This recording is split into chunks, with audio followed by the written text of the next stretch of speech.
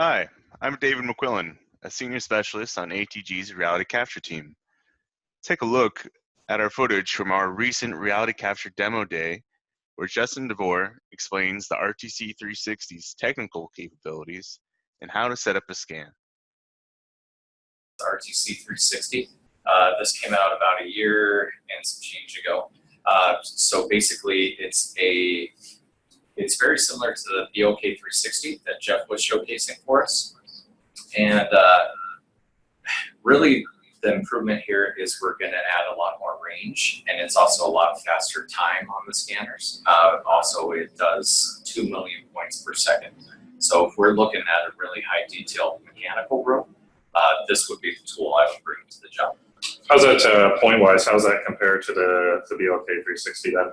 Yeah, so the BOK360 on its very highest settings is going to be 360,000 points per second. That's where the name came from. And then the RTC360 on its highest settings would be 2 million points per second.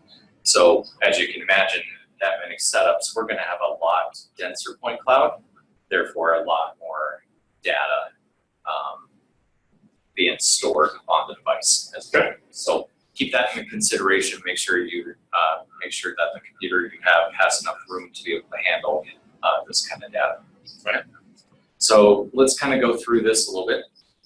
So we can let me talk about the device real quick. So again, like the BOK360, we have 3 sets of cameras on here, pointing down, pointing out, and then also one up above. Okay, so as this spins around, it's going to take our full 360-degree panoramic images. Okay? And then also the laser is going to spin out through the middle here. Okay? You also see a couple different cameras on here. Okay, see those over there? Mm-hmm. Now what these are for is for the Viz technology that is unique to the RTC. Basically what that is doing is it's knowing its place basically within your scanning location. So as I pick this up and move this around, those cameras turn on. And then as I set it down, it's going to know where it was last at.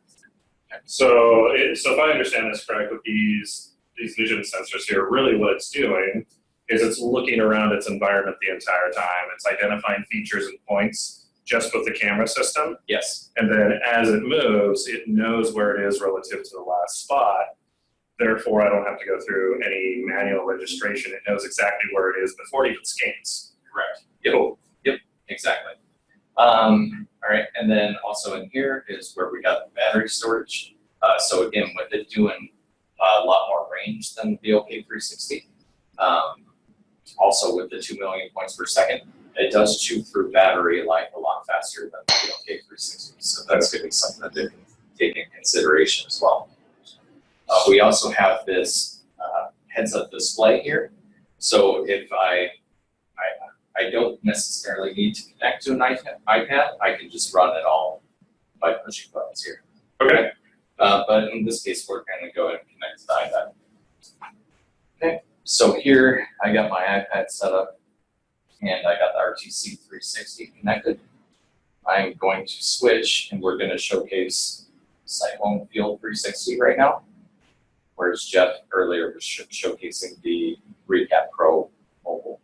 Does the RTC run with Recap, or does it just run with Field 360? It does not run with Recap. So the only Leica device that runs with Recap is the BOK360. Okay, so on here we have a couple different options. We can change our settings, so I can put it on its low settings. Notice how the time updated to minute, or if we do its high settings, again 2 million points per second.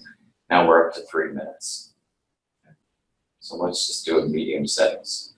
We can also change whether we want photos on or off. Notice how much time it's taken for the photos, so it's adding a minute for photos. Okay. So if you don't do photos, you can do a full scan as little as 50 seconds there. Exactly. Yep. And it'd be black and white images, but you know that if time is critical, that might be something to consider. Oh, my points are just going to be grayscale? Correct. Okay. Yep. And then this next option here, we got it has a number 2 here. So basically, if we have in a high traffic area, you can turn that on, and what it's going to do is do 2 passes. Okay. So if any vehicles or people swing by in front of the scan, it's going to basically eliminate those from your scan. So you don't have to shut it down anytime somebody walks in front of your scanner. You could just turn on that and notice that the time is going to jump up to 3 minutes. Gotcha. So we'll go and turn that off. And we'll go ahead and hit play. So Okay. now it's going to orient itself and start spinning.